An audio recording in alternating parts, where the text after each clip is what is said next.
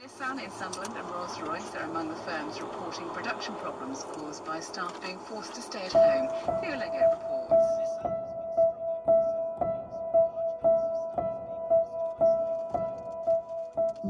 I'm on the motorway. I think you'll already have a million calls about an accident. The car's on fire. It'll be all the services. Mate, don't go any further because this might blow up any second now. You can hear it popping. At least 2 obvious fatalities.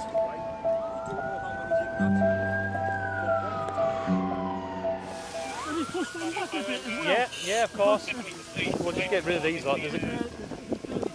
Everyone clear away, there's still a risk of further explosion. It's literally like a bomb's gone off. Have you got your mobile phone with you at the moment? Could I take that from you, please? Under arrest for causing death by dangerous driving, all right? There's been some fatalities in these cars over here. Whiskey Victor 13 Golf Hotel X-ray. Angry, but yeah, I do still feel heartily sorry for him. His life's ruined. So we've got 1, 2, 3 dead patients that we know.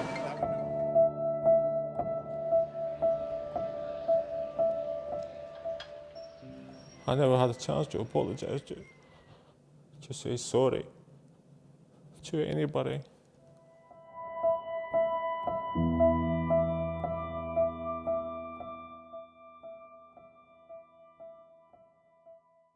It was quite a nice sunny day, July 15th. Nothing out of the ordinary really was going on that day, just another day at work as far as we're concerned. Just been finishing work. It was my dog's birthday the next day, so I was going home but via Pets at Home to get him some birthday presents. It was quite warm, especially when you're pregnant. Aircon was on in the car. The weather was really nice. I'd been sitting out in the garden before I'd come to work, so I was in a really good mood. Just moseying up the motorway, heading to work, nothing special. Shift was due to start at 7 o'clock on the evening, 12-hour night shift, finishing at 7 o'clock the next morning. I remember slowing down in stationary traffic, saw the traffic from a good distance. Put my hazard lights on, slowed down, we're pretty much round here somewhere. Because there was cars and other traffic on the inside of me, I couldn't get over to get off, so it was just I had to stay where I was. Thought to myself, wow, he's going fast for the distance he's got to stop for this stationary traffic. And then I thought, he's not going to stop. Well, I heard a bang, that must have been when he's hit a car. Right. I thought it was my tyre. But then all of a sudden I've gone like this. And then he just literally went into the back of the queue in traffic. The lorry is travelling at nearly 60 miles an hour. It crushes a car and a pickup truck, collides with Michael's HGV, and then swerves into 2 more cars, including the red one, driven by Molly. Out of nowhere, I just felt this impact from behind. It's like a fucking comet on fire. And I thought, fucking hell. And obviously, I saw the wagon after I'd gone like this. I just remember all of a sudden hearing the kind of crashing sounds of metal. It seemed to go up over the top of it, of vehicles, and then skewed across in front of me. Hit the barrier in the middle of the motorway and exploded. And then all of a sudden being stopped on the A1 just with a lot of fire around me. I said, I'm going to ring, and I picked up my phone, and I literally, my hands were shaking that much. I couldn't dial, I couldn't do anything. Anyway, eventually I managed to ring. I'm on the motorway. I think you'll already have a million calls about an accident. Are you okay? Yeah, I'm okay. I'm just saying it. The lorry's got dead people. I'm sure it is. It's gone up in flames and everything. I'll be honest, I couldn't move.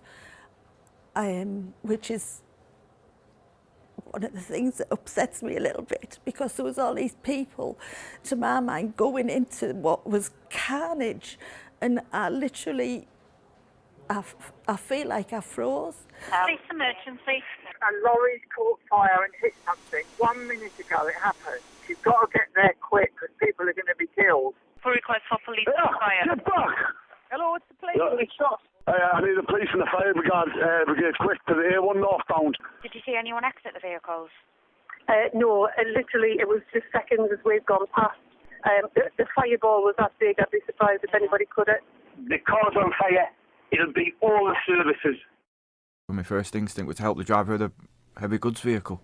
There were people screaming at me to get away from the truck. But my response was, I ain't gonna let him die. Yeah. And then I kicked the windscreen into the wagon that he ran and I pulled him out. Out he came. Just didn't say anything to me, just didn't know what was going through his head. Didn't know what was going through mine at the time. Was you injured at all? I'm alright, Paul. Yeah. Obviously kind of initially just dazed what's gone on. I just kind of stood and looked round, and it was probably only a couple of seconds, but it just felt like I was stood still for ages. It felt like I was there for kind of 5-10 minutes taking it all in. With being pregnant and the amount of fire that was going on around, I just thought, no, I need to get away from this. You don't know if anything else is going to catch fire or explode or anything like that. So I started to move in the opposite direction. In the distance, I could see a huge plume of thick black smoke. I shouted up to communications and asked if there was something going on that I needed to know about, and they said there'd been a multiple vehicle RTC at Boburn, and that I was going to be first on scene. What was noticeable first was the smell from the fire and the heat coming from the fire. So if you imagine, I've gone past, it's been on the other side of the road, gone past at some speed, and it was like opening the oven door, just that intense heat. Ellie, just to confirm, there's a paramedic here on scene, Army I believe, and there is somebody deceased inside a vehicle. When I'd arrived on scene to see that there was a deceased male in the Hilux, that's when you know it's serious.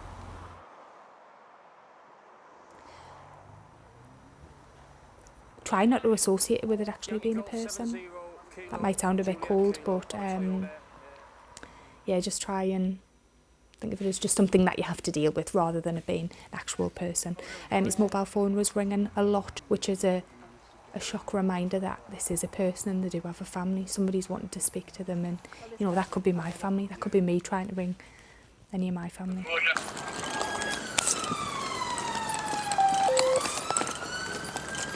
Fucking hell, mate. It's literally like a bomb's gone off. I can describe what was a scene of carnage. Debris all over the place. It was clearly quite a serious crash.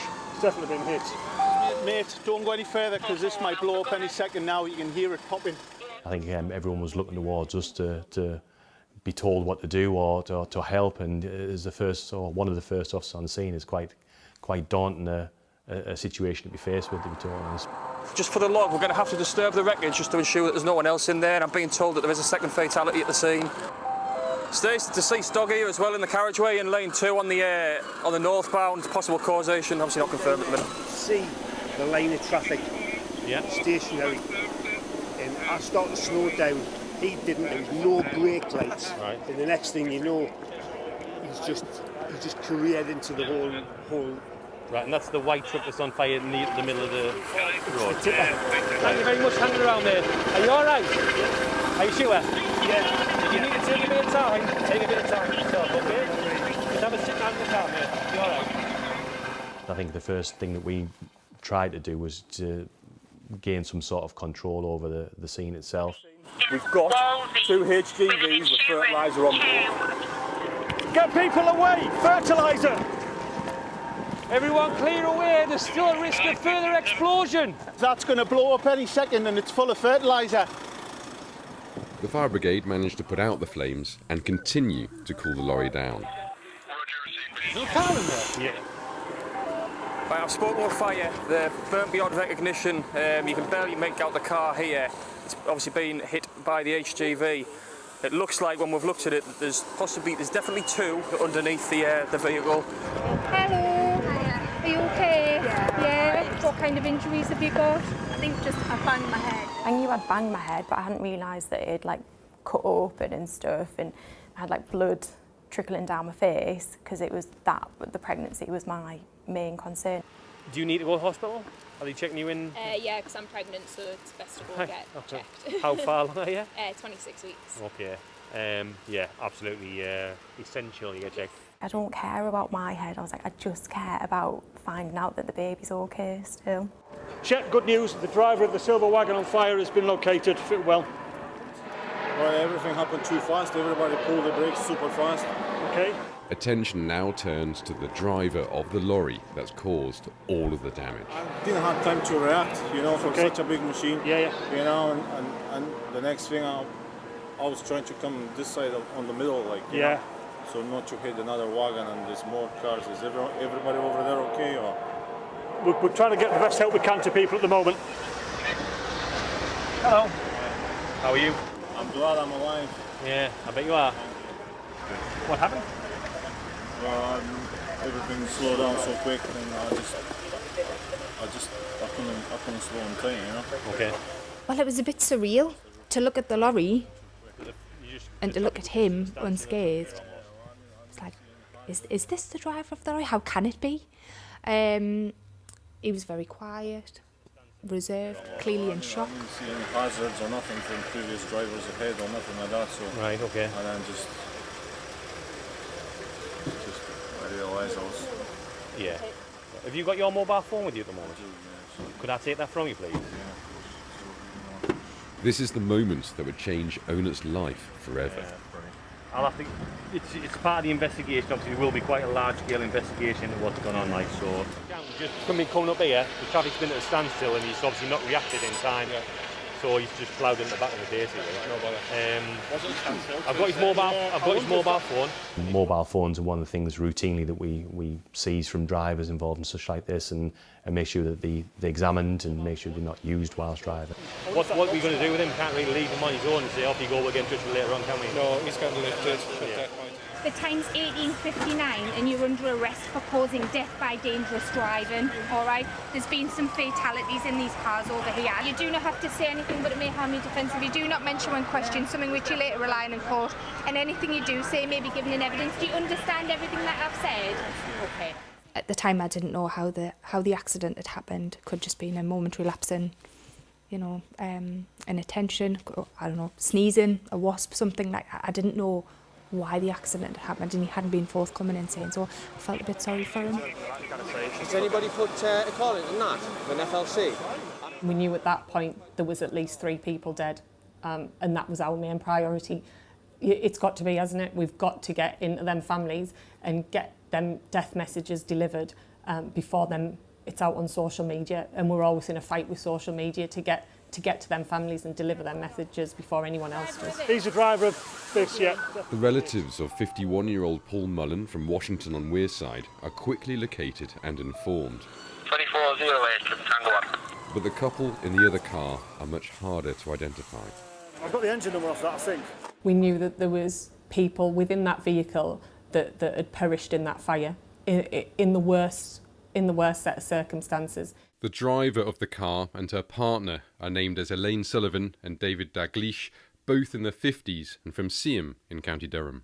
One of the family pets sadly died at the scene, and we had that dog had a chip in it, and we got most of our identity of the people involved due to the chip that we had scanned off the vet. So not only are we going to somebody's house and letting them know that their loved ones have died, we're getting this information, a chip in an animal that's also laid dead in the road.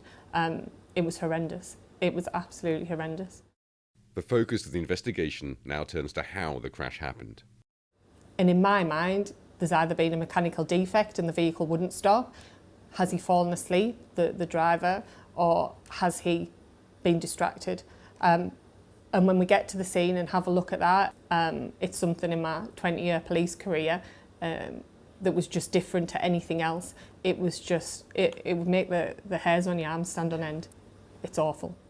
To think that somebody has been able to just plough through them vehicles, setting people on fire and just ruining lives in an instant. The next day, Onut is interviewed by the police. He's been told by his lawyer not to talk. You said everything slowed down so quick. I couldn't slow in time, you know. Did you say that? No comment. I'll ask you there, are you responsible for causing the death of those 3 persons for the offence of death by dangerous driving? No comment. Faced with Onut's silence, the investigation focuses on his phone, and the evidence is damning. We could see he'd been on his mobile phone pretty much all of the day. He was on it right to the point of impact. He was travelling at about 58 miles an hour on his mobile phone at the point that he ploughed in the back of the standstill traffic. A download of your phone's being carried out and shows the usage of your phone throughout the day and the afternoon whilst driving. Can you explain that to me? No comment. Onut had spent most of the day browsing dating sites whilst at the wheel of his 44-ton truck. The weight of evidence is stacked against him. At Durham Crown Court, he pleads guilty to causing the 3 deaths and is sentenced to 8 years and 10 months in jail. You must know if you are looking at your phone, especially if you're watching videos, sending messages, you must know that that is a potential consequence and you've made that choice to do it. It's wasteful of everybody's life, the people who were killed, him, his life, ruined for the sake of swiping right or whatever it was he was doing on his mobile phone. Onut is now in jail serving his sentence. He's decided he wants to break his silence, to explain his actions and apologise to the families. I was destroyed. You could have just take my heart off my chest. It would probably not been as painful as it was, honestly. When I seen the videos, that just, I don't know, I can't explain it. It's just something. Imagine what, so tragic and hard to see, you know, it's so disturbing, knowing I was me and that Lorry, you know, plowing through the cars. I still remember his reaction now of press and play on that CCTV and watch him crumble. You know, you can be in the phone for 2-3 seconds, and if you drive 60 miles an hour, you know, you can travel a few hundred yards, definitely. And the phone that day was the distraction? The phone, it was a distraction, yeah. It was a bad choice, really bad choice. And the wrong time and the wrong place, it's just happened, and it's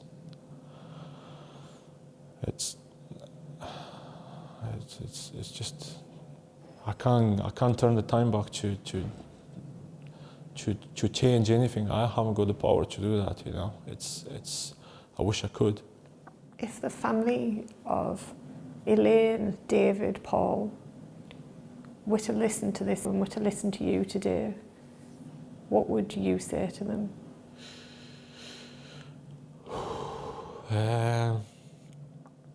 There is a million things I can tell people, you know, but I want to apologize.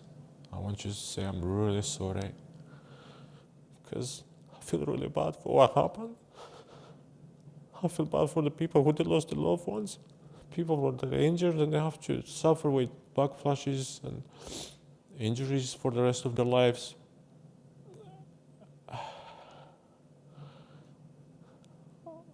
It's hard.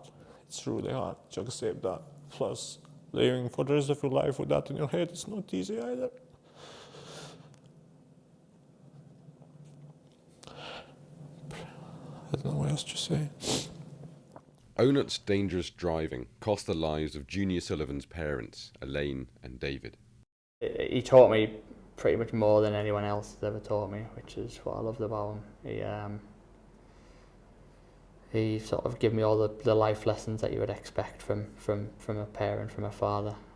Mum was the complete opposite. Small, feisty. She had a sort of infectious laugh. She epitomised that sort of that feisty, sort of strong character. As part of this process, he asked to be interviewed, and during the interview, he said a few words about how he feels and how it's affected him. Are you sure you're all right in watching it? Yeah, yeah. There is a million things I can tell people, you know, but I want to apologize. I want you to say I'm really sorry. All right. Yeah. Makes you realise he is sort of just a human. Doesn't make a difference in terms of necessarily how I feel about him or whatever else, but it doesn't take away from what he's done, no. But if people look at it and think, well, actually, I don't want to be that person. I don't want to be in prison. I don't want to have killed 3 people. I don't want to have that on my conscience. Look at what it's doing to this guy. Look at where he is. Then hopefully they'll take something away from that. He said it himself. He's got to live with it, and that's kind of how I see it now. Regardless of how I felt about him or anyone else, he's got to live with the fact he's killed 3 people and affected loads of other people's lives.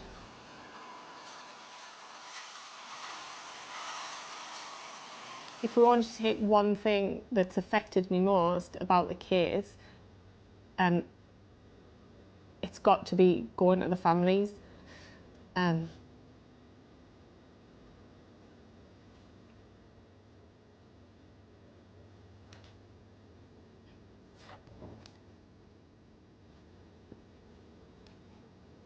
Like, how do you sit and show someone them getting killed? Unfortunately, it will take more accidents for people to realise that's the sad truth about it. I've done it myself before. Your phone flashes up and you kind of have a quick look. But now I get a real anger in my stomach and I'm just like, I want to shout at them and be like, this is what can happen. This is what you could do to someone. You can ruin people's lives. You can end people's lives. I've issued tickets to people many times before, and you get the old attitude, well, I'm only using a mobile phone, but I don't think these people realise how severe the consequences could be. It happened to me, and here I am, you know. That's the reason I'm in prison. For what? Ruin your life, ruin many other people's lives. To have people like me and other emergency services who are here still thinking about it and, you know, driving past here and thinking about that day and the victims. We all hear that ding on your phone and oh, what's that? I can practically guarantee whatever it was that dinged on your phone, it's not important at all, and certainly not enough to risk killing people, ruining families, ruining your own life. I don't know what else to say.